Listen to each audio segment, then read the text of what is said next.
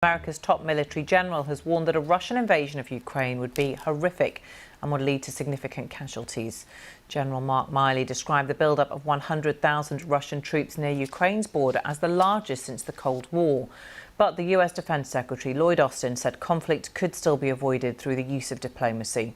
Russia denies it plans to invade Ukraine. Here in the UK, Downing Street has announced plans for the Prime Minister to travel to Eastern Europe next week as Britain steps up diplomatic efforts to help resolve the crisis. Boris Johnson is also expected to have a call with Russian President Vladimir Putin. Simon Jones has this report. Preparing for a possible war. Britain is already bolstering Ukraine's defences. Ukrainian soldiers are being trained to use anti-tank missiles provided by the UK. Boris Johnson says he's determined to do all he can to avoid bloodshed. He'll visit the region in the coming days. And he'll call President Putin with the message, Russia needs to step back and engage diplomatically. At a meeting here at the Ministry of Defence, top officials outlined a range of options to counter what's being described as growing Russian aggression in the region. One option would see more British troops sent to reinforce NATO defences. That's something Boris Johnson will consider over the weekend. The US too is sending equipment to Ukraine, and some soldiers will shortly be moved to Eastern Europe.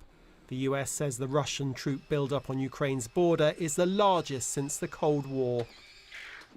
Given the type of forces that are arrayed, the ground maneuver forces, the artillery, the ballistic missiles, the air forces, all of it packaged together, if that was unleashed on Ukraine, it would be significant. It would be horrific. It would be terrible. And it's not necessary, and we think a diplomatic outcome is the way to go here. But Russian training exercises continue. President Putin reportedly told the French president that he had no plans for an offensive, but he said the US and NATO had failed to address Russia's main demands for NATO forces to withdraw from Eastern Europe. Boris Johnson, though, is warning that if diplomacy fails, thousands of lives could be lost. Simon Jones, BBC News. Well, for more on the build-up of Russian forces along the Ukrainian border, I've been speaking to Mikey Kay, a retired senior RAF officer and former advisor to Britain's Ministry of Defence. I began by asking him what Russia would have to gain from an invasion of Ukraine. I think the answer in terms of what they stand to gain from it, Samantha, is not a lot. I mean, I've done multiple combat tours in Iraq and Afghanistan, Kosovo, both under the NATO guise, and also a master's in warfighting from King's College. And I can tell you right now that, when warfare occurs, diplomacy has failed. Warfare is the blunt tool that is used when, talks fail and diplomacy doesn't work. So, and people just get killed unnecessarily. So that's not what anyone wants. I think there's a really interesting component of Gabriel's report here in terms of him articulating what they were allowed to have access to. And that's very much in conventional terms. We're talking about Russian tanks, we're talking about anti-tank missiles. But I think there's a lot we can learn from contemporary history here in terms of the way that Russia operates and the way that warfare is evolving. And it's not on a conventional basis. It's on a hybridized basis.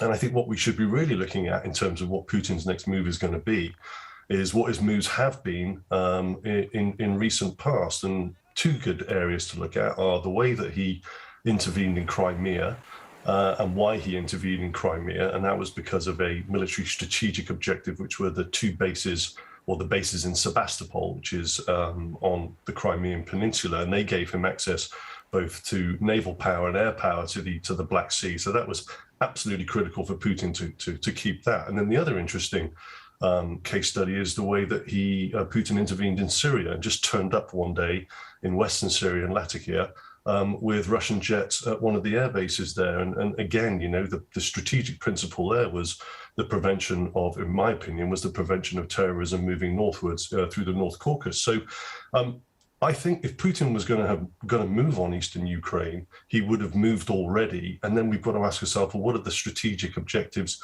by doing what he is doing at the moment? You've also got to remember that if any warfare does occur in Eastern Ukraine, Samantha, that it's not just about warfare. There's a holding component here, and to be able to hold a piece of territory, you need far more military apparatus than being able to invade a piece of territory. And we've seen that in Iraq and Afghanistan, and quite frankly, it hasn't gone well.